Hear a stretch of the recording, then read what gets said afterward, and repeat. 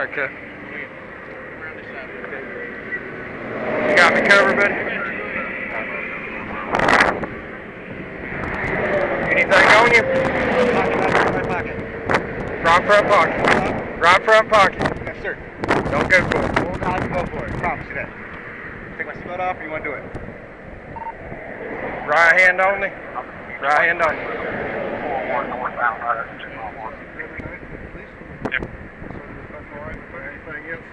I'm not sure if it is or not, Tom.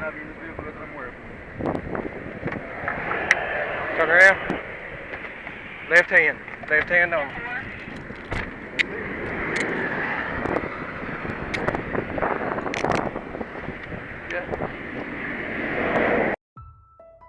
Halo semuanya, selamat datang kembali ke Jalan Ringo, dan aku harap kalian semua baik-baik saja dan semoga kalian semua menjalani hari yang menyenangkan. Di video hari ini, kita akan membahas kasus yang sangat mengerikan yang dialami oleh seorang anak yang masih berusia 4 tahun yang bernama Gabriel Barrett atau yang biasa dikenal dengan Gabby, di mana dia harus mengalami kekejaman dari ibunya sendiri.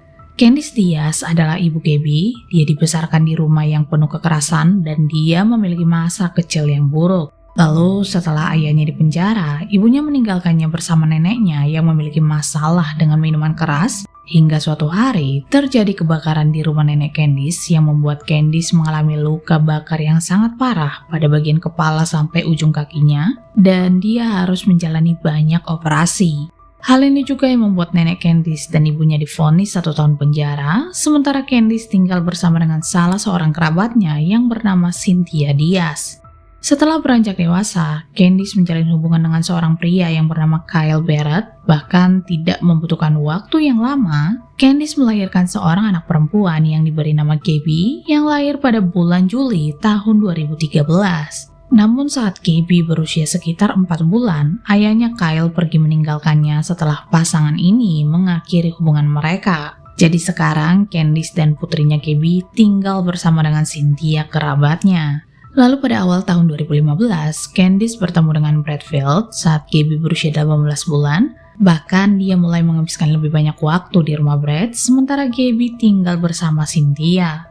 Kemudian pada tahun 2017, Cynthia sebenarnya ingin memasukkan Gabby ke preschool atau sekolah PAUD karena Gabby saat itu sudah berusia 4 tahun. Namun pihak sekolah tidak mengizinkannya mengingat Cynthia bukanlah wali hukumnya. Dan karena hal inilah Gabby akhirnya tinggal bersama dengan ibunya. Sebenarnya pada tahun 2016, polisi menerima laporan adanya KDRT di mana menurut Candice, Brad meninju kepalanya berulang kali, menghancurkan ponselnya, menembak anjingnya, kemudian menembak kakinya sendiri, dan Candice juga berhasil melarikan diri.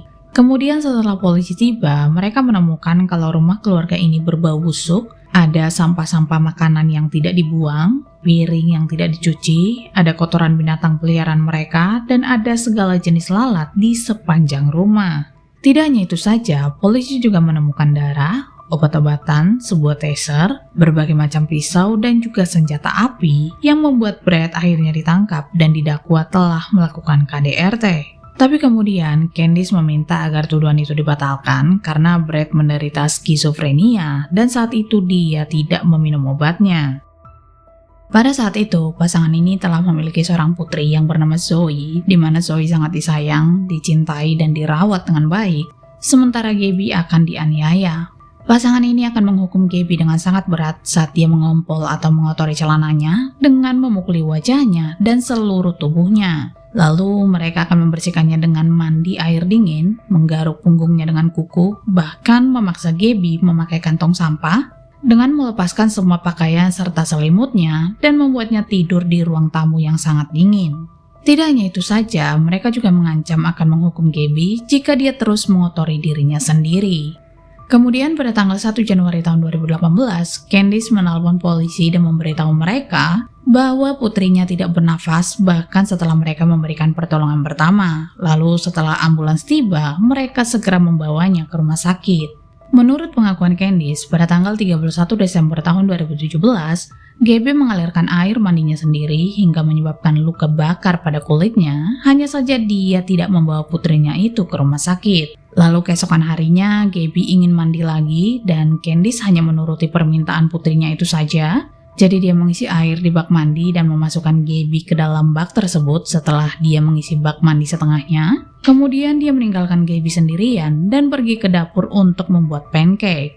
Tapi saat dia kembali, dia menemukan Gabby terendam air sampai ke hidungnya, di mana dia dengan cepat menariknya keluar dari bak mandi dan Gabby terus muntah bahkan saat Brad mencoba memberikan pertolongan.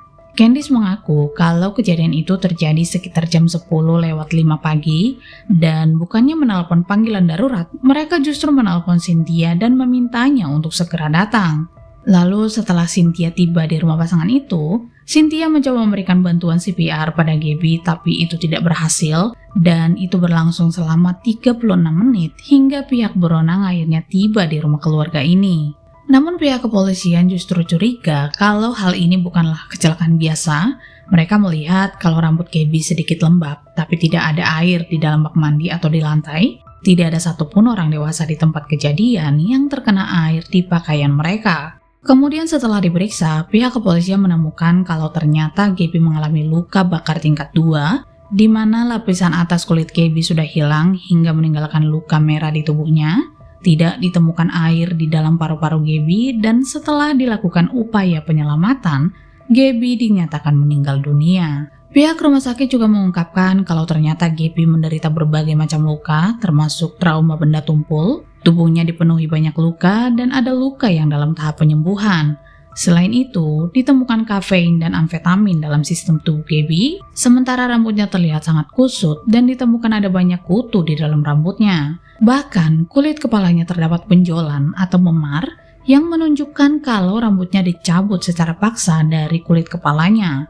Dan yang lebih mengerikan lagi, ternyata Gabby menderita kekurangan gizi dan mengalami kerusakan gigi.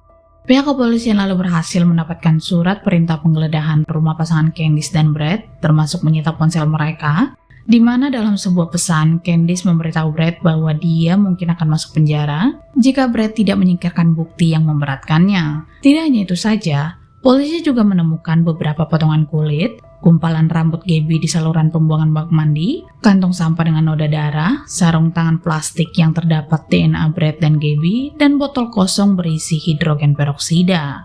Diketahui juga bahwa ternyata pasangan Candice dan Brad sempat membagikan foto bersama sambil menggendong bayi Zoe lalu mengucapkan selamat tahun baru kepada semua orang, dan Gabby tidak ikut dalam foto keluarga tersebut. Gabby bahkan tidak diizinkan tidur di kamar tidurnya, yang membuat Gabby terpaksa tidur di lantai mobil yang dingin hanya dengan mengenakan pakaian dalam. Karena Candice dan Brad sengaja membuat tempat tidurnya bersandar pada posisi miring ke dinding, di mana hal ini benar-benar sangat mengerikan.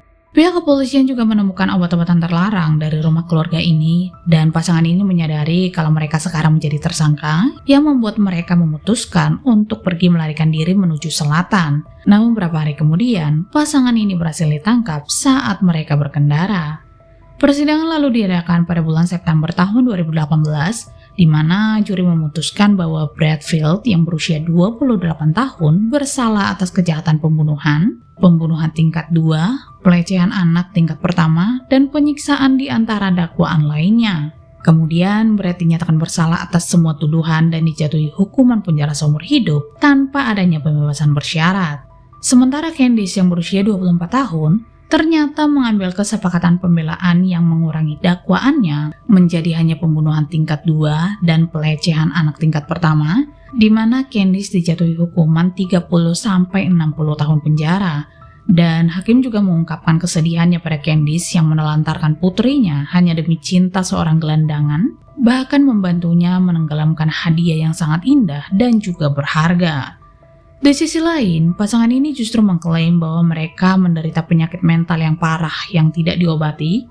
Candice mengaku kalau dia menderita gangguan bipolar, gangguan stres pasca trauma, depresi, dan juga kecemasan. Sementara Brad mengklaim bahwa dia menderita gangguan skizoafektif, kecemasan sosial, dan gangguan stres pasca trauma di pengadilan.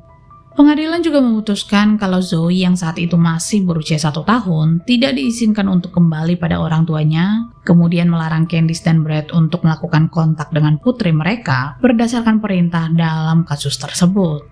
Kalian juga perlu tahu kalau ternyata Candice dan Brad sengaja mengisi bak mandi dengan air panas yang membara Lalu pasangan itu menempatkan Gabby di dalam, merebus kulitnya hingga terlepas dari tubuhnya.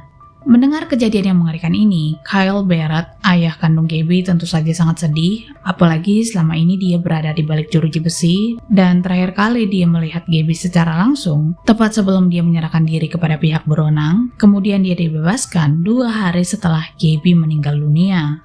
Pada saat persidangan berlangsung, orang-orang yang mengenal Gabby termasuk keluarganya benar-benar sangat terpukul, dan mereka bertanya-tanya kenapa pasangan ini mampu melakukan hal yang mengerikan ini.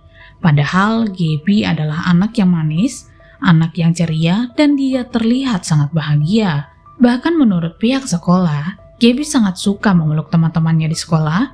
Dia sangat ramah untuk anak seusianya, seperti dia ingin terhubung dengan sesuatu.